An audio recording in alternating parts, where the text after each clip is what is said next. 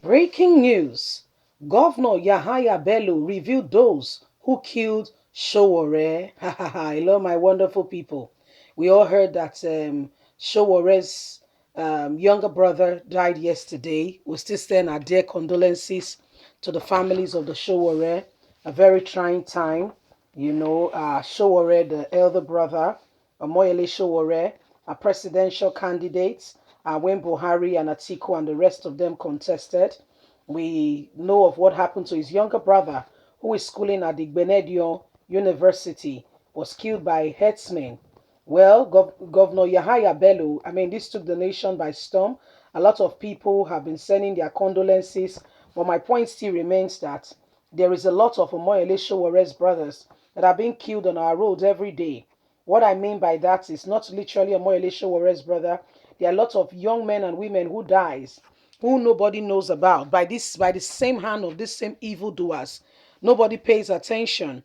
Nobody looks at these things and say, this has happened. How did it happen? What can we do? How do we transform this thing? What can we put in place to ensure security?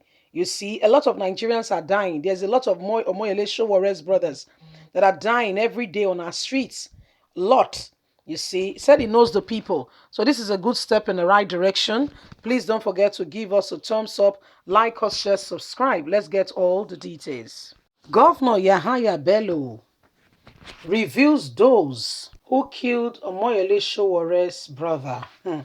Terrible. Governor Yahaya Bello of Kogi State has said evil men killed Olajide Showore.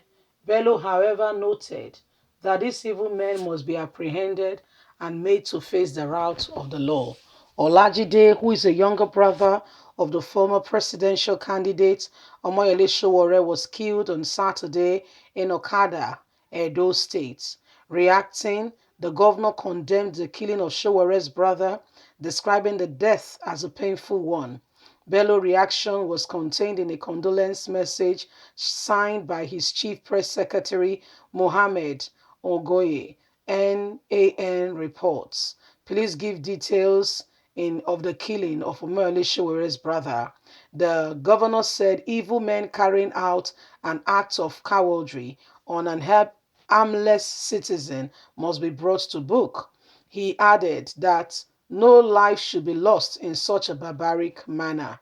Bello noted that the 50-year-old that the 50-year-old Olajide Showore, a student of pharmacy at the Benedion University Okada, was making such remarkable feature at that age, hence serve as an inspiration and example of a determined individual and will not be forgotten in a hurry. So this is what happened. I didn't know it was that even 50, but at that age he has gone back to school to study to become a pharmacist, which is quite interesting.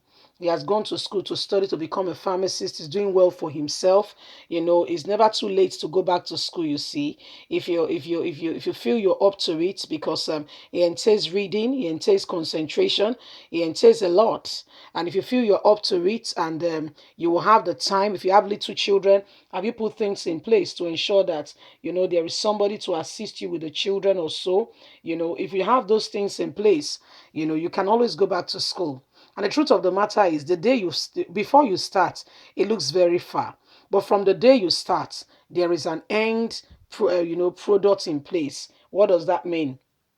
It might look like you have a 4 years course, but once you start, it's no longer 4 years. Do you understand? And before you start, it was 4 years. But from the day you start, it's no longer a 4 years course. It's closer than you can imagine. Okay? And God willing, all things being equal, ASU strike and all that, all things being equal, you may have the opportunity to graduate in 4 years. So what are we talking about? I mean, for that age, going back to school and do what he needs to do, that is awesome. That is awesome. But to be killed in such a manner is rather very unfair. You see, and it's not just him. That's what I'm driving at. There are so many Omoyele Showore's that are being killed in Nigeria daily. There are many of them. That's my point. Do you know how many people have been killed on the streets, on our roads, on the highway? Do you know how many people, men and women, women have become widows, children have become orphan because their parents were killed on our highways. I mean, unless our government begin to take responsibility, and ensure that safety of life and property, which is their number one fundamental, position as a leader. Part of the oath of office they take is that they are going to provide security. But when you say you are providing security, but yet you undermine the people, then there is a serious problem, a very big serious problem. And so these are things we must look at. Yeah, we must look at. So I mean, we must declare that we are ready for responsibility before we go even into that office. A lot of persons are saying they want to come for one office or the other. Do you know what they do? As soon as they get into that office, the first thing, and money start coming in, money that is meant to be used for something, they start using it to build a hotel, build things that will bring in money for them, not for the people, not for no money that will bring in money for them. They've forgotten that all the money in the world, the day a man dies, cannot save a man. All the money in the world put together, all the money put together, the day a man dies, cannot save a person. It can't. I mean, it's good to work hard, have as much money as possible. Yeah, do you understand me? I mean, so that you can give, you can have what you need to have, and you can be a blessing to somebody else. So, I mean, it's very good. I will not advise you otherwise to become a beggar, somebody who now depends on other people. No way. It is good that you are the one who is giving to other people. It's a very good position. Wonderful. However, what are we doing? How are we working to ensure, to make sure that these things, we do it well?